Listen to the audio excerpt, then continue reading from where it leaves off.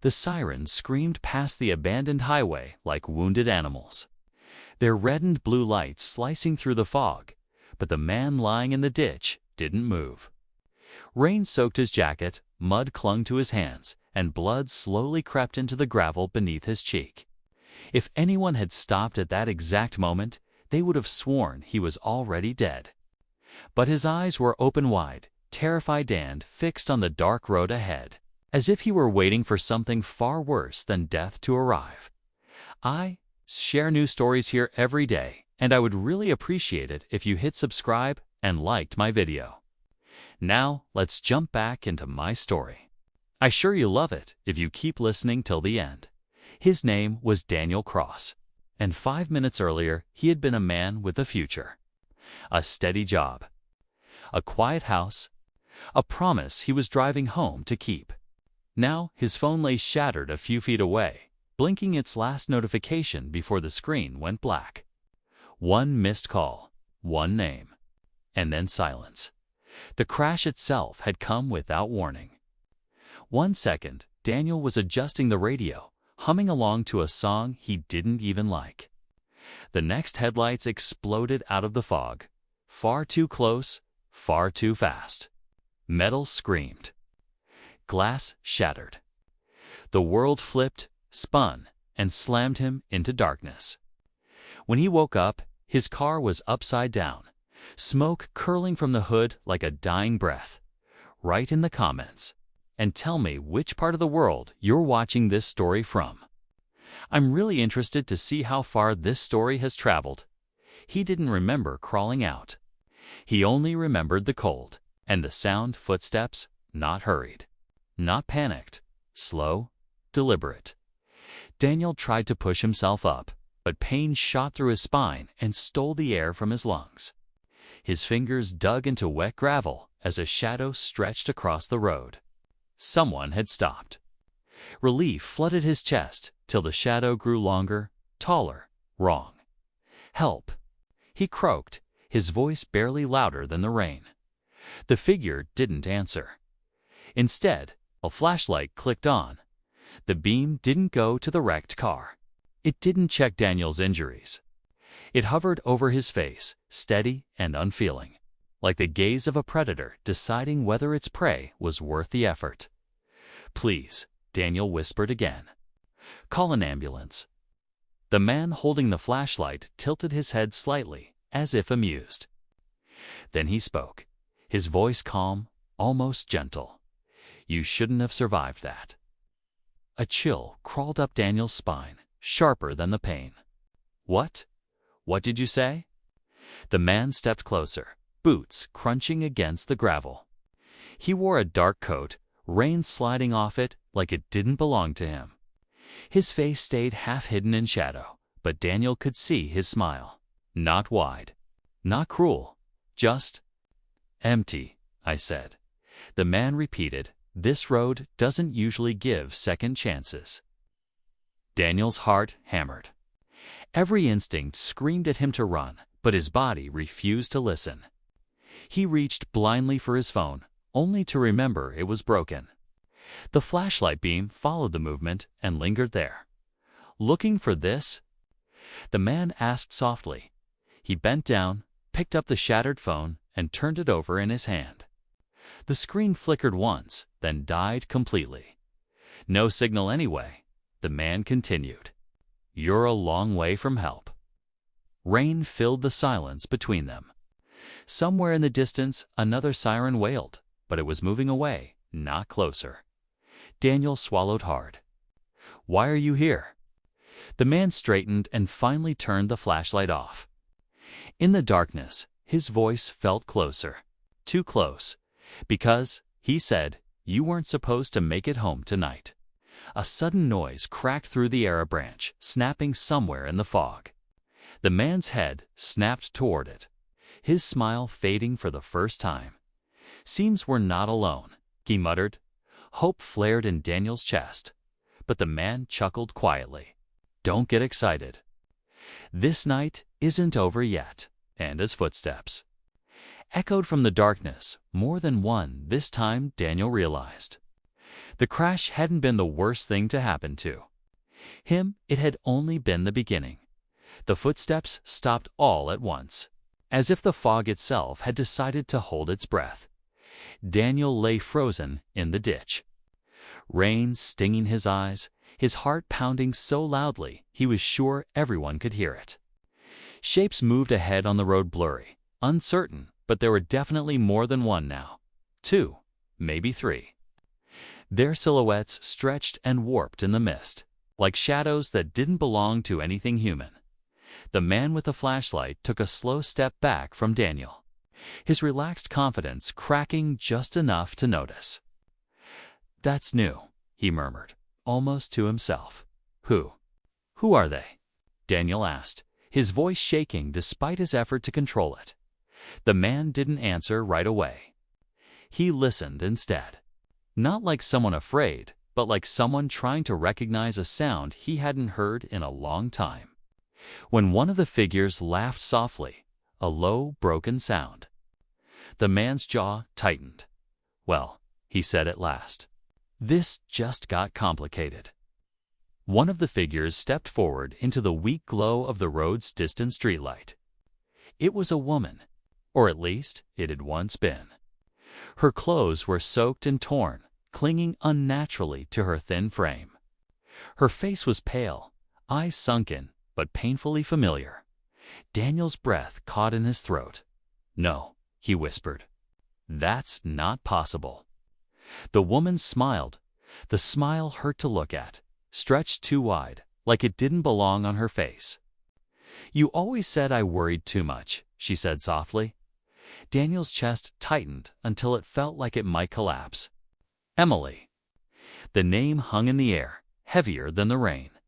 Emily had died 3 years ago. A late-night accident on this same road. Same fog, same curve. Daniel had stood at her grave and sworn he would never come back here again. And yet, here he was, bleeding, broken, staring at her as if she'd never left. Behind her, another figure stepped forward. Then another. A man with a crushed chest. A teenager with blood-matted hair. A woman clutching her arm at an impossible angle. All of them staring at Daniel. All of them smiling with that same quiet sadness.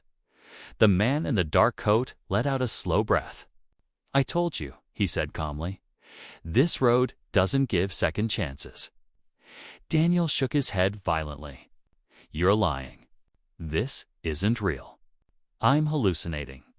Emily tilted her head, just like she used to when she was trying to understand him. "Do hallucinations remember things you never told anyone?" she asked gently. "Like how you blamed yourself. Or how you still keep my ring in your glove box." Daniel's stomach dropped. She took a step closer. The others followed, surrounding the ditch in a loose, silent circle. The rain didn't seem to touch them. It passed through like they were reflections instead of people. "You survived," Emily continued. "That's why he's angry." Daniel glanced at the man with the coat. His face had hardened now, his eyes dark. "I'm not angry," he said sharply. "I'm correcting a mistake." "What mistake?" Daniel demanded. "You," the man replied without hesitation. Emily turned toward him, her expression shifting, no longer sad, but fierce. "You don't decide that anymore." For the first time, the man looked uncertain. "You shouldn't be here," he snapped. "None of you should." "But we are," said the teenager quietly, "because he lived." Daniel's head spun.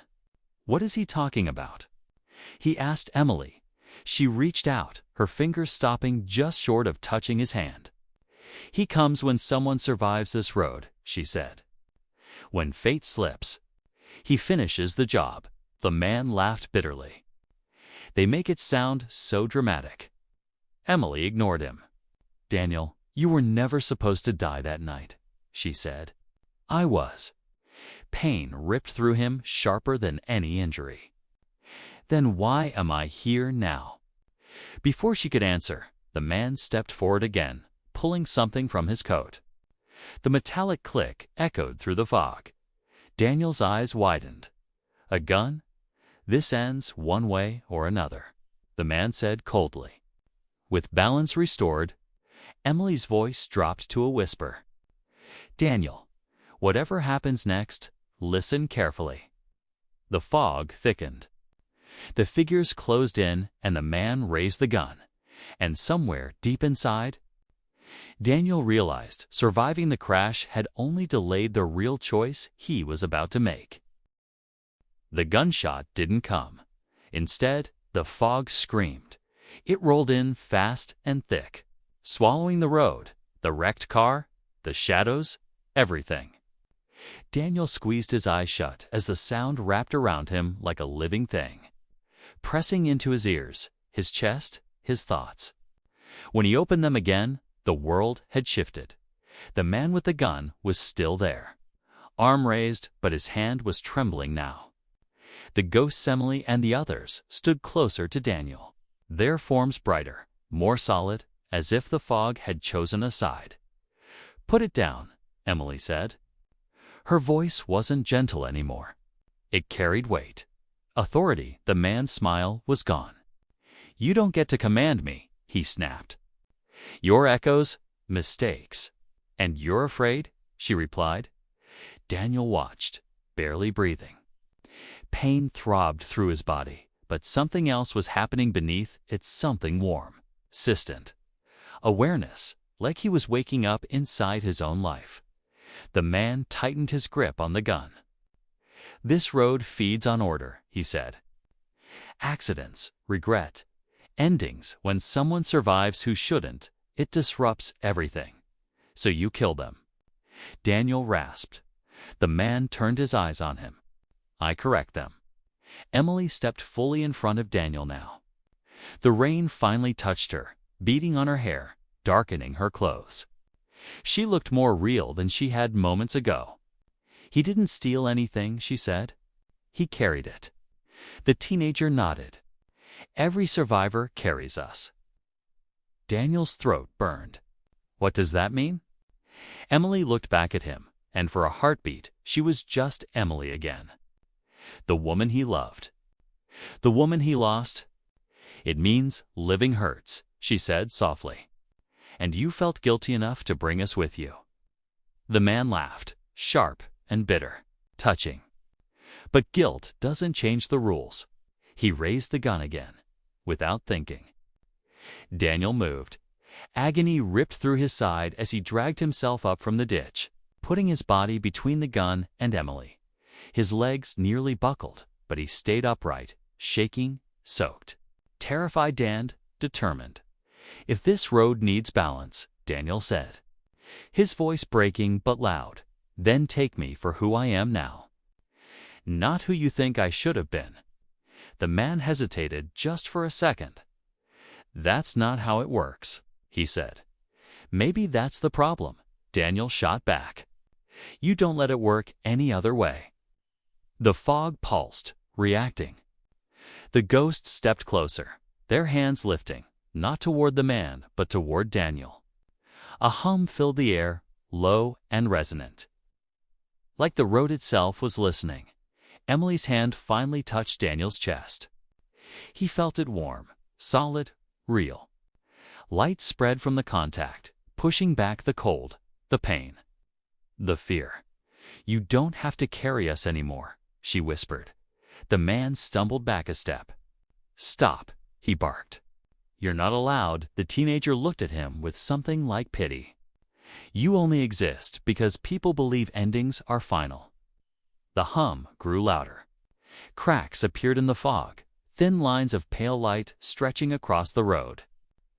Daniel felt memories rush through him, laughter, arguments, ordinary mornings, unfinished conversations, loss, love, life. The man's outline began to blur. No, he snarled. Firing the gun at last, the shot rang out, but the bullet vanished mid-air. Dissolving into mist, Emily smiled sadly at the man. This road doesn't belong to you, she said. It belongs to those who keep going. With a final surge of light, the fog collapsed inward, rushing past Daniel like a wave breaking in reverse. He cried out as everything went white. When sound returned, it wasn't rain. It was voices. Real ones, sir. Can you hear me? Daniel blinked. Bright lights burned his eyes. Paramedics hovered above him, hands pressing, radios crackling. The road was clear now, empty, no fog, no shadows, no. Wait, Daniel whispered, searching the roadside dot. Emily was gone. The others, too. A medic leaned close. You're lucky, she said. Another minute and we might have lost you. Daniel stared up at the night sky, tears slipping into his ears. Lucky. The word felt heavy. Earned, painful, as they lifted him onto the stretcher.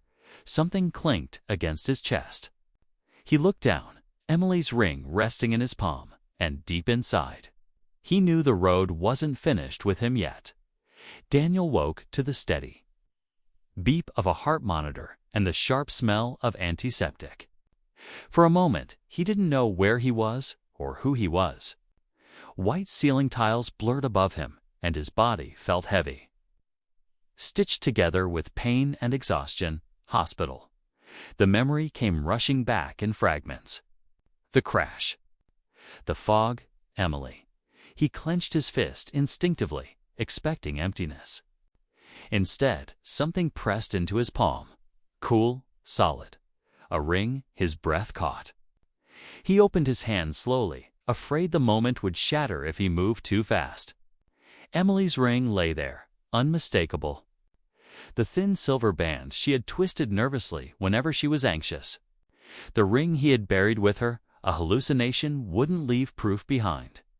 A nurse noticed his movement and hurried over. Easy, she said gently. You've been through a lot. How long? Daniel croaked. 2 days, she replied. You were unconscious most of yesterday. Internal bleeding, fractured ribs, a concussion. You're lucky to be alive. Lucky again. The word followed him like a shadow. After the nurse left, Daniel stared out the small window beside his bed.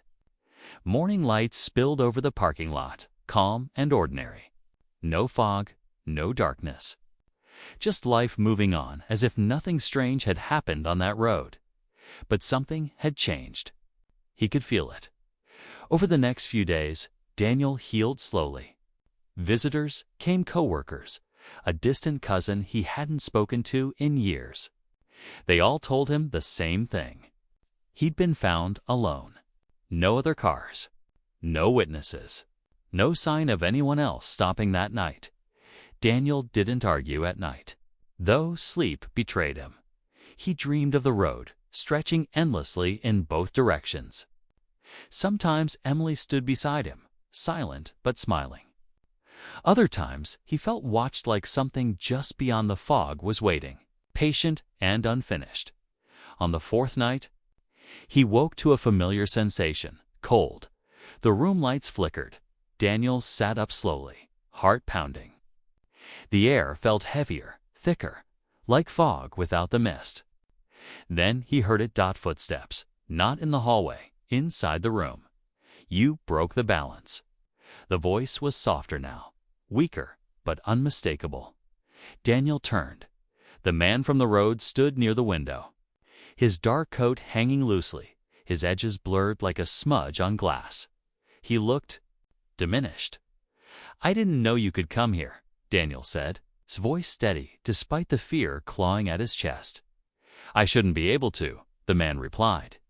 But you changed something. Daniel glanced at the ring still on his finger. Good. The man's mouth twitched. You let them go. They weren't meant to be carried, Daniel said. They were meant to be remembered. Silence stretched between them. The road is different now, the man admitted quietly. It doesn't obey the old rules. What happens to you? Daniel asked. The man looked down at his hands as they faded in and out of view. I become unnecessary. For the first time, Daniel saw fear in his eyes. Not of death, but of irrelevance. Maybe that's okay, Daniel said softly. The man scoffed weakly. People need endings. They need chances, Daniel corrected. The light steadied. The cold lifted. The man took a step back, his form thinning like smoke. "Be careful, Daniel Cross," he said. "The road watches those who survive it." Then he was gone. The next morning, Daniel was discharged. Stepping outside the hospital felt like stepping into a new world. Colors seemed brighter. Sounds sharper. Life louder. He drove home carefully, taking a different route, avoiding the old highway without even thinking about it. Weeks passed. Daniel returned to work. He laughed again, though it felt strange at first.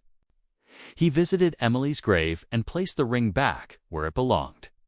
His goodbye quieter but lighter. That night, as he drove home under a clear sky, he saw something on the shoulder of the road ahead.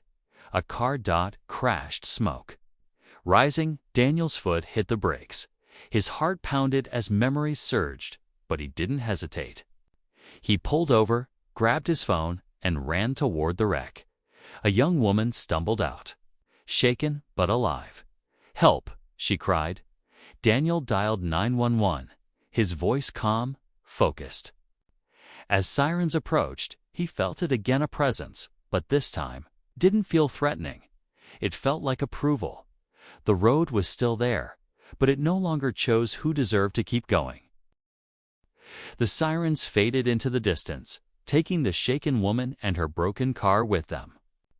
Daniel stood on the shoulder for a long moment after, hands on his knees, breathing hard, not from fear this time, but from the weight of what had almost been ignored.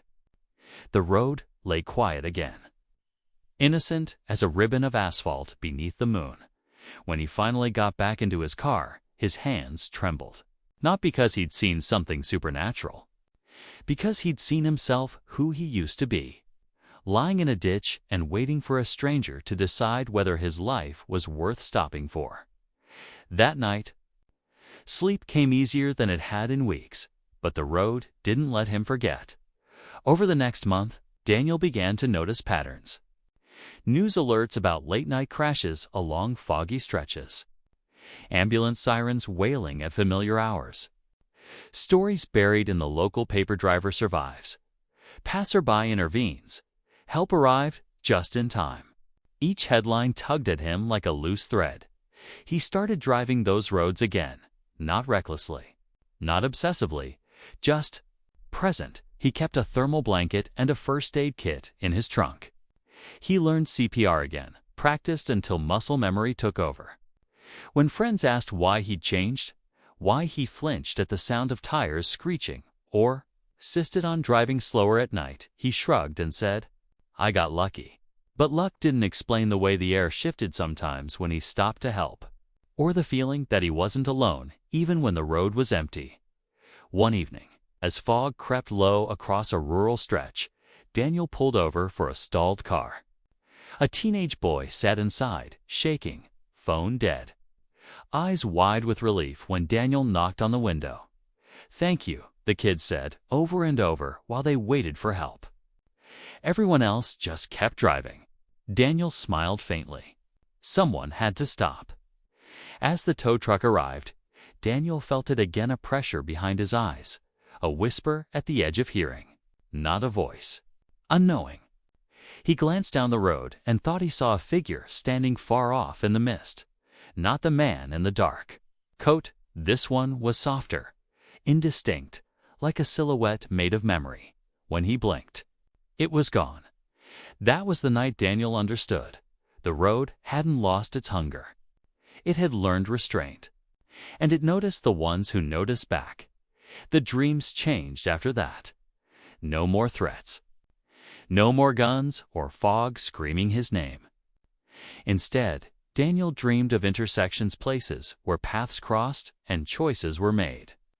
He stood there, unseen, while people decided whether to slow down, whether to pull over, whether to care. Most kept going. Some didn't, and those who stopped glowed faintly, like embers refusing to go out. Months later, Daniel attended a small memorial service for a woman he'd never met. She'd survived a crash because a stranger had stopped and kept her awake until help arrived. Her family spoke through tears about kindness and timing and miracles that look like ordinary people making inconvenient choices. Daniel didn't tell anyone he'd been that stranger once or twice or more. After the service, a man approached him, gray-haired, tired-eyed, with a presence that felt heavier than his years. "You've been busy," the man said quietly. Daniel stiffened. "Do I know you?" The man smiled, but there was no humor in it. Not yet. They walked outside together.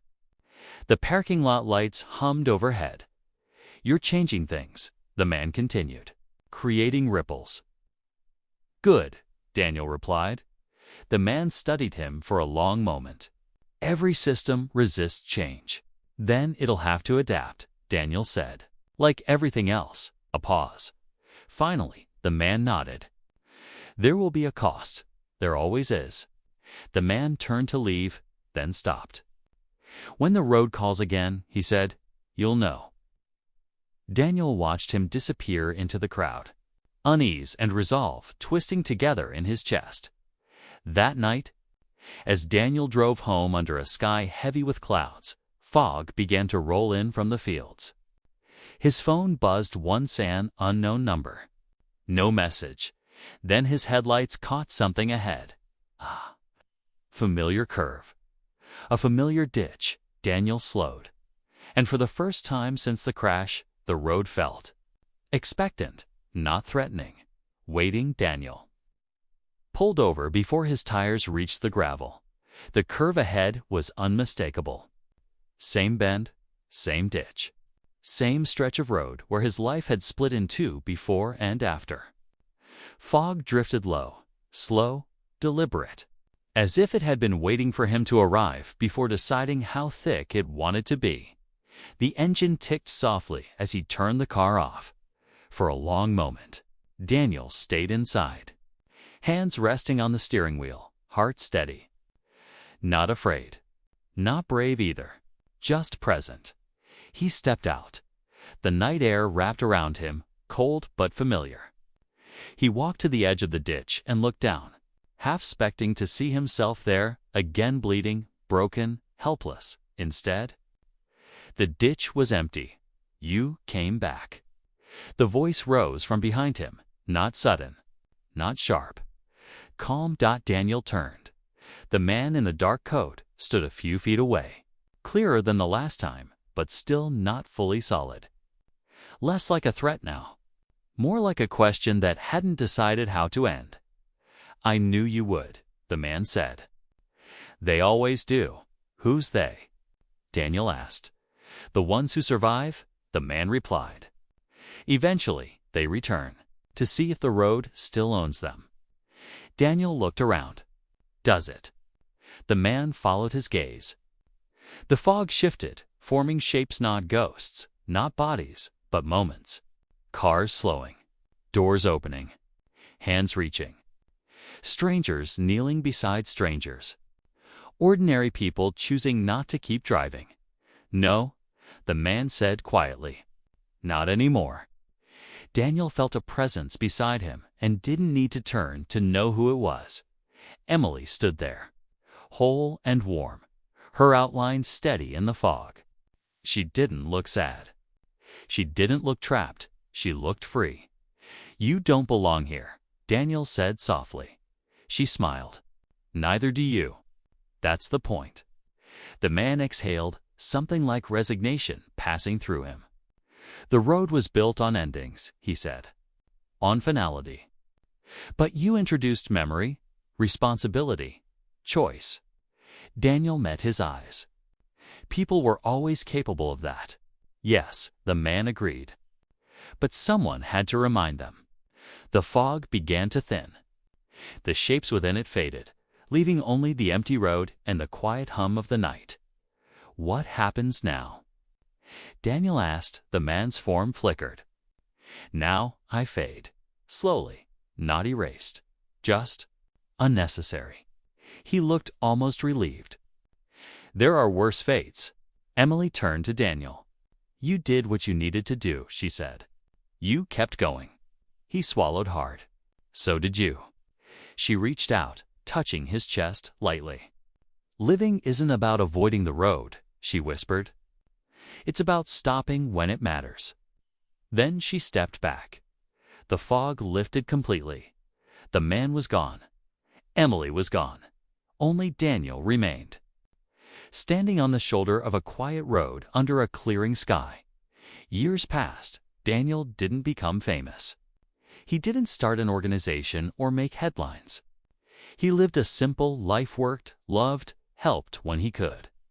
He taught his kids to slow down in bad weather. He pulled over more times than he could count. Sometimes he saved a life. Sometimes he just offered a phone charger and reassurance. Every time. It mattered on one clear evening long after the nightmares had stopped. Daniel drove that road again, this time with the windows down, the stars sharp above him. As he passed the curve, his headlights briefly caught something carved into the old guardrail. Not words, just a symbol. A simple mark. Worn smooth by time. A reminder. Daniel smiled and kept driving because the road still remembered, and now. So did the people who traveled it. Thanks for watching till end. Please like and subscribe my channel. I will be very thankful to you.